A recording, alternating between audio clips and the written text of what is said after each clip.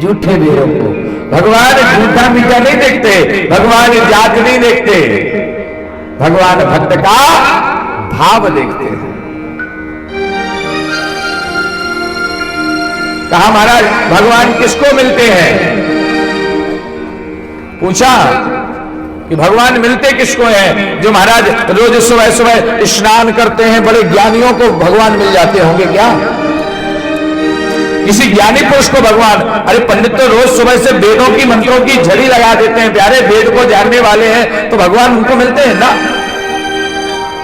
भगवान ज्ञानी को नहीं मिलते हैं। भगवान किसको मिलते हैं? भगवान को महाराज ग्वाल भील को मिल जाते हैं। अरे राम जी किसको मिले?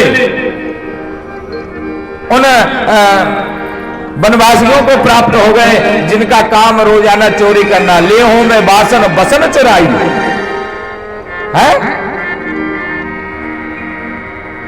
चोरी करने वाले, लेकिन भगवान के प्रति भाव था तो भगवान उनके पास पहुंच गए।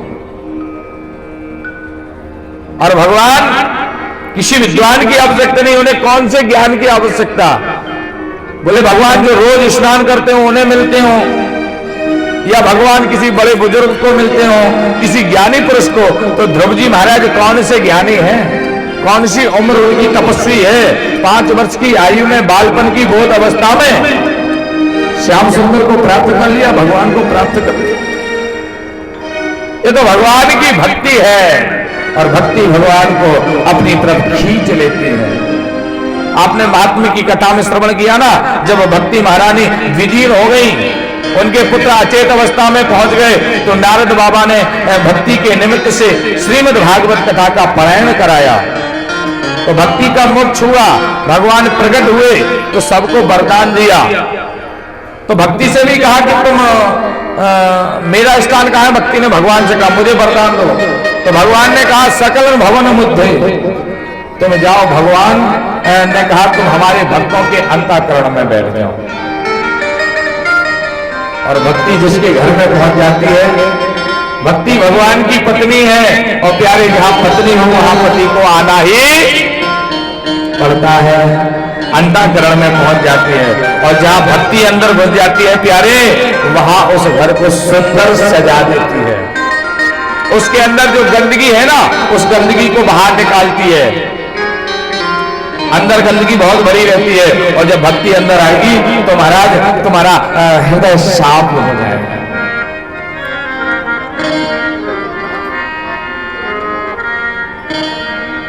यानी भक्ति बिल्कुल हृदय को साफ, द्रवीभूत, पवित्र, निर्मल कर देती है।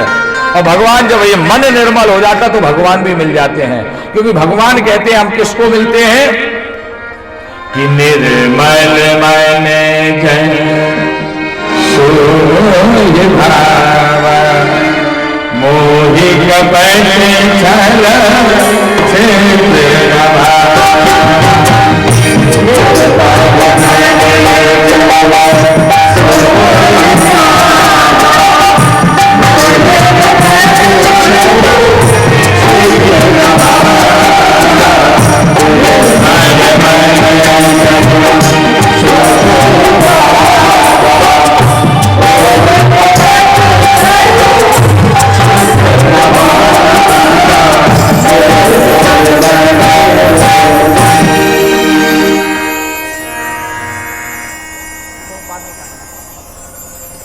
निर्मल मन जन सोमोला, मोहि कपट छल छिद्र न भाव।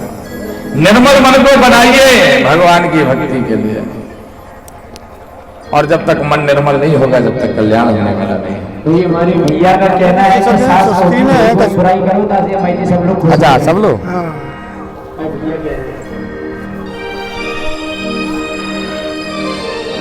बड़ी सुंदर बात है। देखो ऐसा है, भगवान की जब भक्ति में लोग द्रवीभूत हो जाते हैं तो आनंद में डूब जाते हैं। आज विदुर के ऊपर कृपा की तो भगवान विदुर जी महाराज ने अपने जीवन का प्रत्याग कर दिया, जीवन को घर गृहस्थी से त्याग में ले लिया, वनप्रस्थ की ओर निकल पड़े और मैत्रेय मुनि जी से जाकर के इनका मिलन हुआ। विदुर जी ने कहा कि जिसके जीवन में परमात्मा आ जाए उसके जीवन में वृत्ति होना बहुत जरूरी है, और वो तो स्वयं में ही वृत्त है। आगे गए तो महाराज मैत्रेय मुनि जी से विदुर जी महाराज का मिलन हुआ, साक्षात्कार हो गया। और जब दोनों भक्त मिल जाए ना तो आनंद की गंगा निकलने लगती है। आज एक देवांग भक्त एक मर्मज्ञ भक्त के पास पहुंच गया, एक देवांग भक्त एक मर्मज्ञ भक्त के पास पहुंच गया, तो महाराज उन दोनों के मिलन से ज्ञान रूपी गंगा का प्रादुर्भाव हो गया। दोनों में सत्संग होने लगा, ज्ञान की अनुभूति होने लगी, ज्ञान की बात होने लगी, तो बड़ा सुंदर अनुपण कर दिया। मैत्रेय मुनि जी महाराज ने कहा, प्रभु हे विदुर जी, भगवान की पराकाष्ठा, भगवान की भक्ति जीवन में जब अंतर कर बुझ जाती है ना, तो हृदय दृढ़भूत हो जाता है, वात्सल्यवान हो जाता है।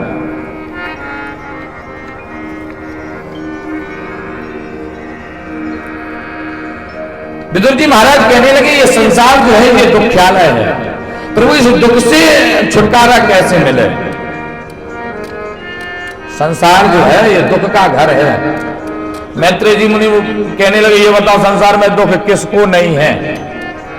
सबको दुख है, ये तो दुख का घर है। दुख्यालय में आप सुख की कामना करोगे तो आपको प्राप्त होने वाली नहीं है। लोग कहते ना कि हमें जब समय मिलेगा तो हम भगवान का भजन करेंगे। भाई एक बड़ा सुंदर प्रसंग याद आया।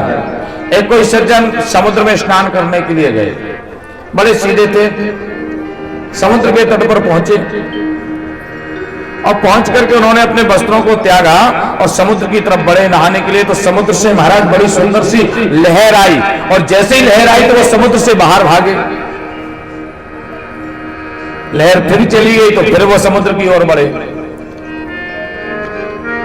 और जैसे ही समुद्र की तरफ बढ़े तो पुनः एक हेड़ोल मारी समुद्र ने, तो वो फिर बाहर की ओर भागे, कहीं डूब ना जाए, कहीं इसमें चले ना जाए।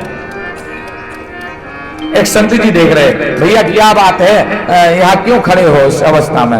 बोले हम नहाना चाहते समुद्र। तो नहाइए ना। बोले बाबा जी थोड़ा ये लहर जो आ रही है ना, हेड़ोल जो समुद्र ले रहा है, ये बंद हो जाए। जो लहरें आती है ना समुद्र में, ये बंद हो जाए, जब ये शांत हो तब मैं नहा पाऊं। तो संत जी कहने लगे, तुम पूरे जीवन खड़े जाएगा, तुम्हारा पूरा जीवन समाप्त हो जाएगा, लेकिन ये हेड़ोले बंद नहीं होंगे। ये जो मानव का देह है, संसार है, इसमें भी हेड़ोले, ये संसार सागर है, इसमें भी हेड़ोले लग रही हैं। और संसार रूपी समुद्र में जब हेड़ोले लगेंगी प्यारे, आप इनमें बचोगे तो आप नहा नहीं पाओगे। इसी के बीच में, इन हेड़ोलों के बीच में ही तुमको डुबकी लगानी है। किसमें? राम के नाम के रस में, राम रूपी समुद्र में हजारों काम क्रोध लोभ मोह की संसार के हिड़ोले आएंगे, लेकिन प्यारे तुमको सद करके उसमें डुबकी लगानी है। बोलो राधे। आनंद नहीं आया हमें, तो ऐसे लगता जैसे धूप तेज पड़ने लगी और सब लोग आए भोजन करके, दोपहर का समय, कछु लोग तो पीछे पीछे निंद्रा देवी का आनंद ले रहे हैं महाराज। बोले राधे राधे। तो आनंद की अनुभूति नहीं आ रही है जब तक नीचे से जोर से आवाज नहीं आए राधे। बोलो राधे। ये आनंद उमंग के साथ में विराजमान हो, बड़े भावुकता से। आज विदुर जी महाराज को सुंदर उपदेश मिल रहे हैं।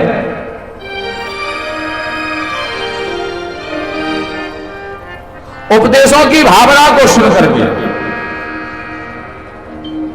मैत्रेय मुनि जी से सृष्टि के निरूपण के बारे में पुनः पुनः, ये भगवान मिलता कैसे है? लोग कहते हैं कि भगवान को पाए कैसे, भगवान के निराकार के रूप में पाए या साकार के रूप में भगवान की भक्ति करें। तो मैत्रेय मुनि बताते हैं, देखो भगवान, माना कि एक बड़ा सुंदर उपदेश दिया, भगवान निराकार है, निराकार ब्रह्म है, उसका कोई रूप नहीं है।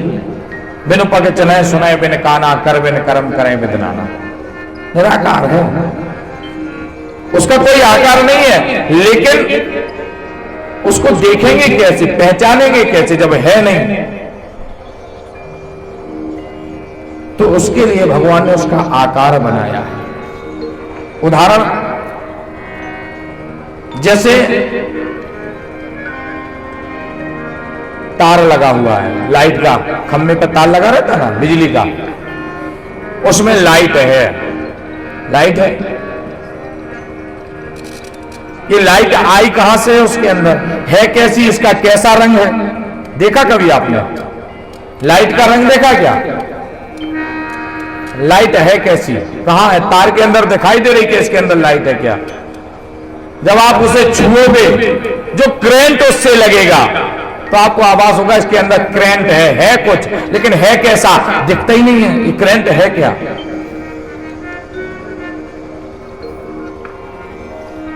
प्यारे, बड़ा सुंदर स्वरूप दिया, बड़ा सुंदर भाव।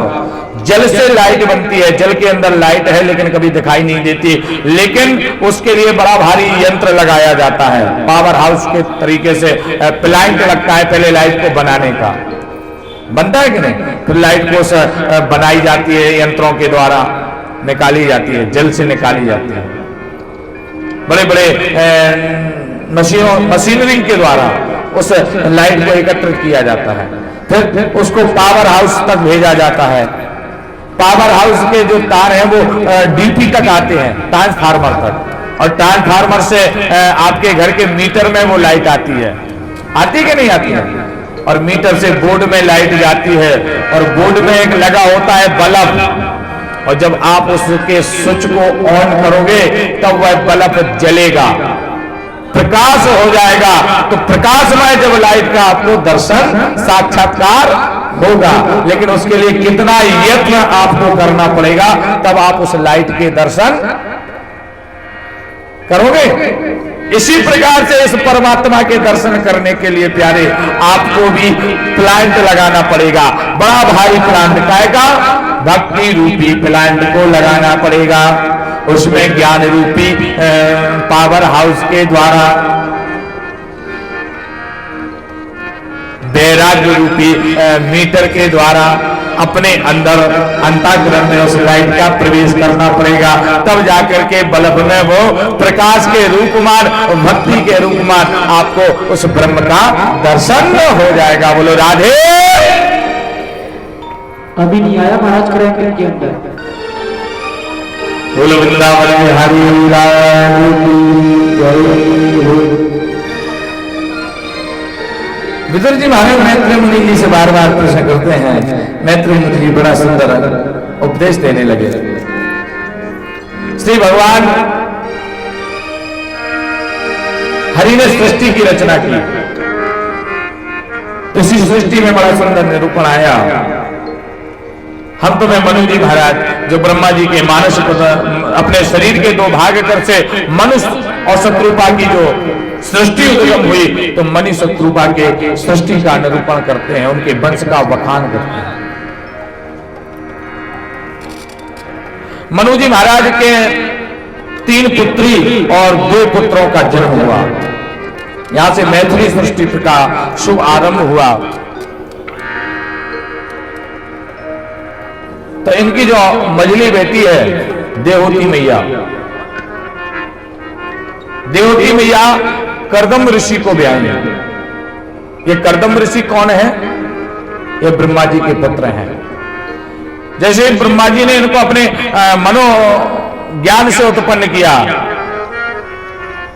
मानसिक सृष्टि में इनको उत्पन्न किया, तो इनसे कहा कि जाओ भगवान की सृष्टि की रचना करो। उन्होंने कहा प्रभु हम सृष्टि की रचना तो करेंगे, लेकिन सृष्टि की रचना के लिए सुलक्षण पत्नी का भी होना आवश्यक है। उसके लिए हम भगवान की तपस्या करेंगे, सुंदर पत्नी पाएंगे, तब जाकर के भगवान की सृष्टि में सहयोग करेंगे। तो कर्दम जी महाराज, कर्दम का अर्थ यह है कर्माने इंद्रियां, दामाने दमन करना, कर्दम्ब। जो अपनी इंद्रियों का दमन करके भगवान की भक्ति करे उसे कहते हैं कर्दम। कर्दम जी महाराज ने हजारों वर्ष तक भगवान नारायण की तपस्या की और भगवान नारायण प्रसन्न हो गए उनको दर्शन देने के लिए। दृष्टि महाध्यान तब मानिवा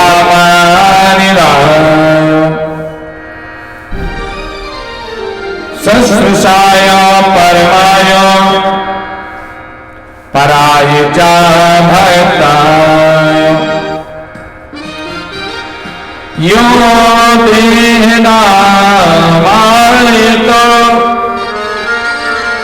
शैन स्वादेहुनवीक्षिता समुचिता श्रीविधो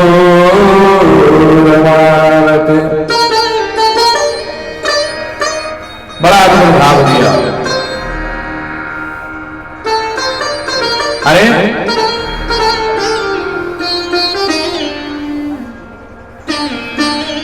भगवान की भक्ति की जो पराकाष्ठा है, भगवान प्रकट हो गए और कर्दम जी महाराज से कहा कि वरदान मांगो।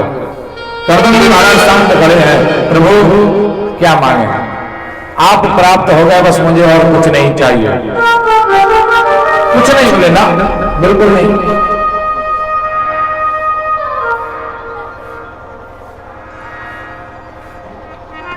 कुछ तो लेना पड़ेगा। क्या लोगे? अरे आपने पत्नी की कामना से हमारी तपस्या की निष्काम किया होता तो हम अपनी स्वेच्छा से फल देते, लेकिन तुम्हारी जो कामना थी वो तुमको प्राप्त है। हमने तुम्हारे लिए सुंदर एक कन्या का चयन किया है, उसके साथ तुम्हारा विवाह होगा।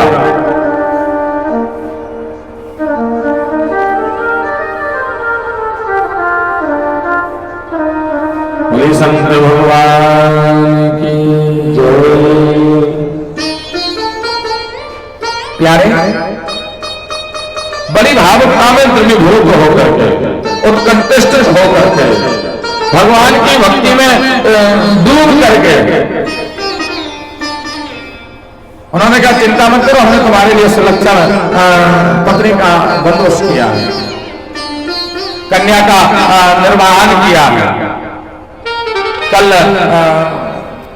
तुम्हें कन्या लेकर के महाराज मनु जी आ रहे हैं, तुम्हारा विवाह होगा।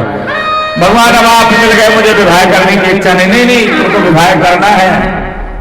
अरे जिस कामना के लिए तुमने तपस्या की है उसका फल तो तुमको मिलना है। हाँ, उसका फल तो तुमको नहीं मिलेगा तो आनंद नहीं आएगा, और आनंद नहीं आएगा तो फिर प्यारे कैसे ब्राह्मण की सांत्वना कैसे प्राप्त होगा? तो महाराज एक इच्छा है क्या? बोले हम विवाह एक ही शर्त पर करेंगे कि आप मेरे घर बेटी बन करके आओगे, और जैसे ही आप हमारे घर पुत्र बन करके आओगे, हम आप जैसा ही बेटा चाहते हैं, और आप जैसा बेटा मुझे जब मिल जाएगा तो हम वन प्रस्थ को चले जाएंगे जन्म होते ही। भगवान बोले तथास्तु, चिंता मत करो, तुमको हम ही तुम्हारे घर में पुत्र बन करके आएंगे। वरदान दे दिया।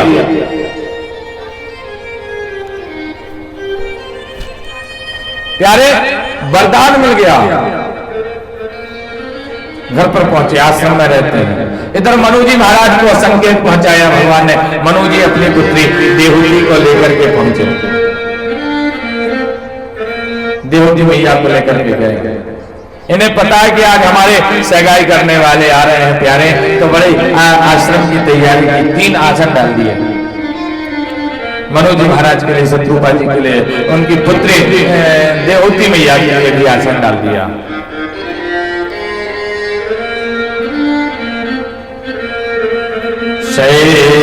श्वास कलाय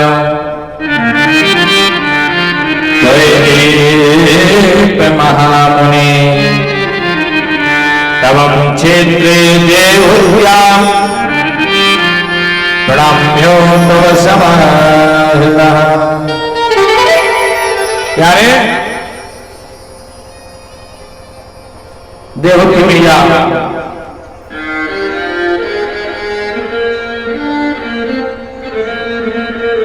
पहुंचे, मनु जी महाराज पहुंचे।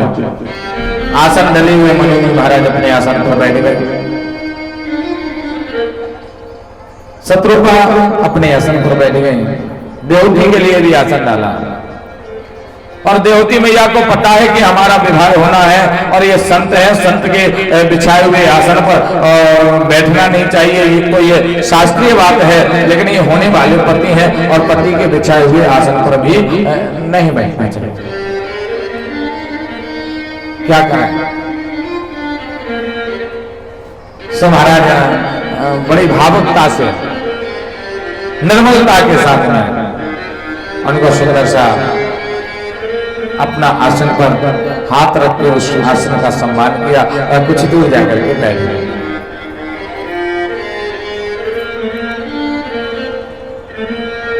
स्वेक जानकर मनु जी महाराज ने देवती मैया का पानी ग्रह संस्कार कर दिया। मनु जी महाराज अपनी बेटी को विवाह करके विदा करके और अपने नगर की ओर चले गए। महलों में पड़ी राजकुमारी एक फकीर के घर पहुंच गई, एक संत के घर। और देखिए संत का भाव, विवाह होकर के अंदर कुटी में गए महाराज, तो देखा उस कुटिया में महाराज कहीं बैठने की जगह नहीं है। देखा उस कुटिया में महाराज उतनी जगह सुरक्षित है जहां करदम जी महाराज बैठ करके भगवान का भजन किया करते थे। और करदम जी महाराज अपने आसन पर बैठे और महाराज ध्यान मग्न हो गए, समाधि में चले गए। विवाह होकर के आया है, पति जी समाधि में चले गए, माता पिता छोड़ करके चले गए। तो देखिए देवी मैया ने क्या किया, अपने पति की सेवा करने का कार्य शुभारंभ कर दिया। पति के शरीर को पोंछती हैं, उनको भोज लगाती हैं, आंगन को लिपती हैं, झाड़ू लगाती हैं। हजारों वर्ष बीत गए महाराज समाधि में। करदम जी महाराज को पता ही नहीं है, जीर्ण क्षीण अवस्था हो गई है। जैसे नेत्र समाधि खुली, नेत्र खोल करके देखे तो एक उनके सामने एक युवती बैठी हुई है, बुजुर्ग। हे देवी तुम कौन हो? प्रभु मैं आपकी दासी देवती हूं। द्रवीभूत हो गए महाराज।